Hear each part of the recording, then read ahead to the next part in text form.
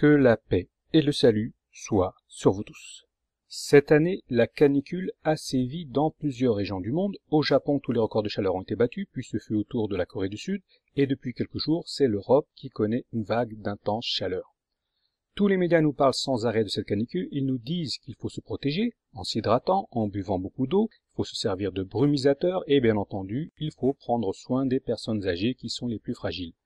Le spectre de la canicule de 2003 hante encore les esprits et l'on redoute un nouveau désastre sanitaire.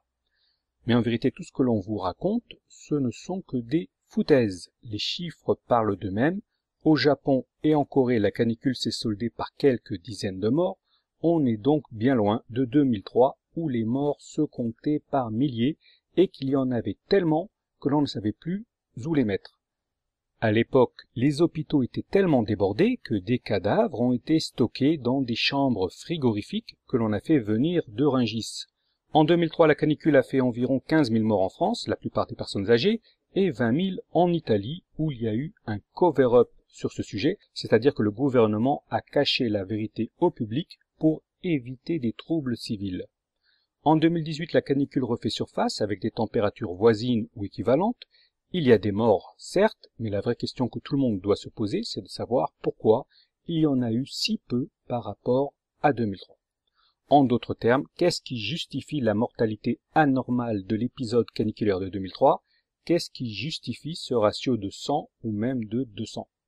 Et ça, bien entendu, ce ne sont pas les bouffons qui hantent les radios et les télés qui vont vous l'expliquer. Eux, leur rôle, c'est de noyer le poisson et de vous faire croire que s'il y a eu tant de morts, c'est parce qu'ils n'ont pas utilisé de brumisateur.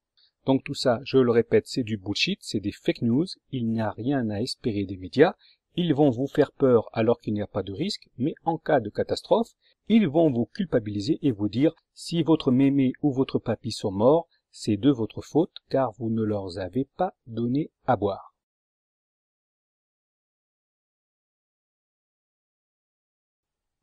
Donc, avant tout, il faut savoir qu'en principe, une canicule n'est pas mortelle. Il y a des tas de régions du monde qui connaissent des chaleurs intenses, comme la Californie, les pays arabes, et pour autant, les gens n'en meurent pas. La seule fois où la canicule a causé une mortalité massive, ce fut en Europe, en 2003, et les températures à l'époque étaient de 40-41 degrés, donc largement inférieures à celles d'autres régions du monde où il peut faire 50 degrés. En d'autres termes, ce n'est pas parce qu'il a fait plus chaud qu'il y a eu une telle mortalité. Il n'y a pas de lien direct entre la chaleur et la mortalité. En 2018, les températures avoisinent celles de 2003 à 2 ou 3 degrés près, mais on ne constate presque aucune mortalité. Et au Japon, où il a fait même plus chaud, la mortalité reste relativement limitée, quelques dizaines de morts contre quelques milliers en 2003. Alors, qu'est-ce qui s'est passé en 2003? Qu'est-ce que l'on nous dit pas? Très simplement, en 2003, il y a eu une anomalie dans les relevés de température et d'ailleurs ceux qui l'ont vécu s'en souviennent sûrement. En 2003, contrairement à 2018, il a fait chaud la journée, mais également la nuit. La courbe des températures s'accroît entre le matin et l'après-midi, puis elle décroît dès que le soleil commence à baisser et la nuit, les températures sont généralement plus fraîches. Il s'agit d'un phénomène naturel que l'on constate depuis la nuit des temps. Par contre, en 2003, on constate une anomalie. La température baisse, mais pas suffisamment. Le soir, l'air est encore chaud. Il n'y avait pas d'air frais, contrairement à maintenant. Et ça, c'était encore pas trop grave. Le plus grave et le plus inexplicable, c'est que vers les 5 heures du matin, c'est-à-dire 1 heure avant le lever du soleil, au moment où en principe la température devait être au plus bas, il y a eu un coup de chaud. Il y a eu une hausse inexplicable de la température. Et d'ailleurs, je m'en souviens très bien puisque j'y étais.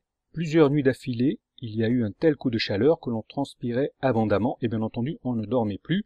Il faut savoir que le corps humain ne peut pas se reposer à partir d'une certaine température. Il s'agit là d'un paramètre physiologique.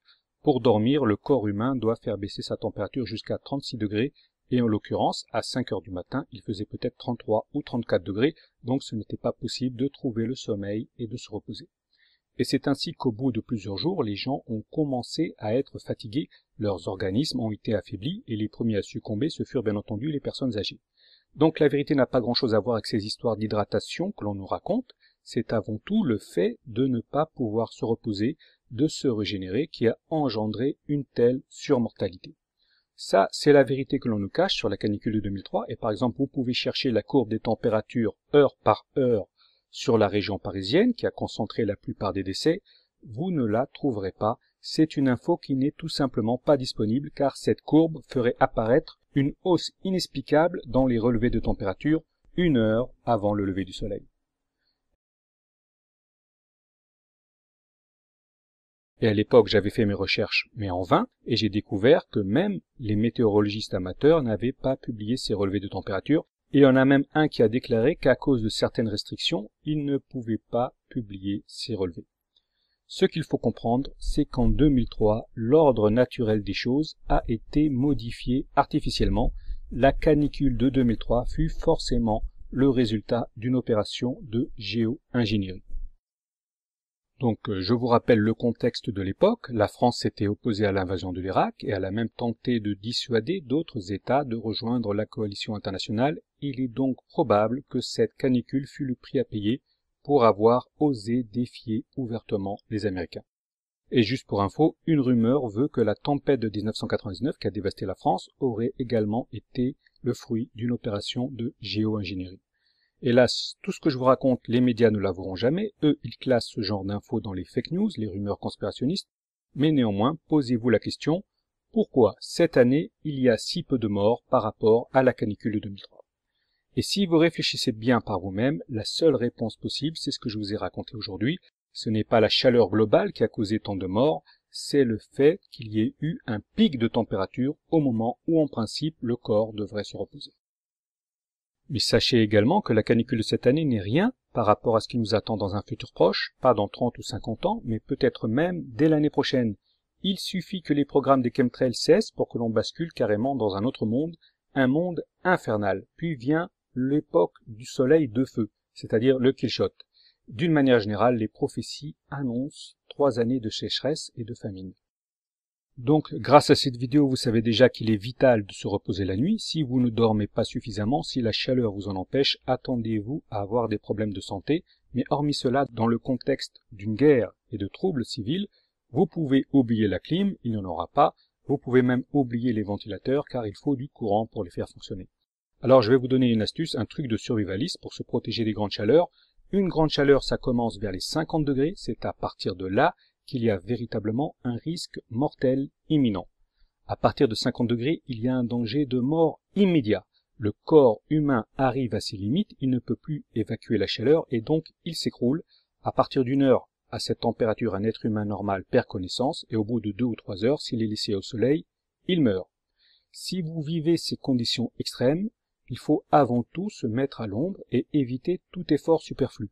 Mais en cas de besoin, le truc vital, c'est de se recouvrir la tête et les épaules avec une serviette mouillée avec de l'eau froide. Ce truc de la serviette mouillée est plus efficace qu'un climatiseur. Cela va vous permettre en quelques minutes d'évacuer la chaleur excessive de votre corps.